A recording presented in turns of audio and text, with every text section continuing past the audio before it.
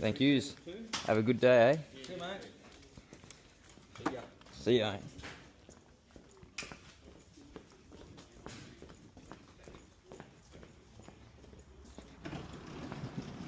So we went in expecting to get more of a home model, but old mate just said, mate, you're in the industry, you might as well get something a bit better. Look, it's a well worth investment. $500 in first ever brand new chainsaw. I'm happy, keen to test her out, and chucked in the oil for free, so it worked out well. So hopefully, you already know today's going to be a good day. Around here we manifest, and we manifest that good things are going to happen, and they're happening. So let's get it.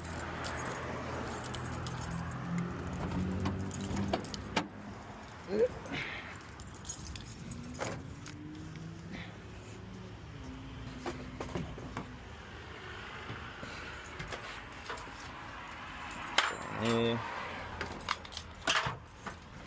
I think it said add fuel, and it's the first model to have the thing like this. How does that come up?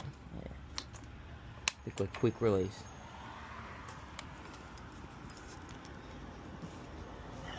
She got fuel? Yeah, sweet. Awesome. I'm keen. Let's go get to the work.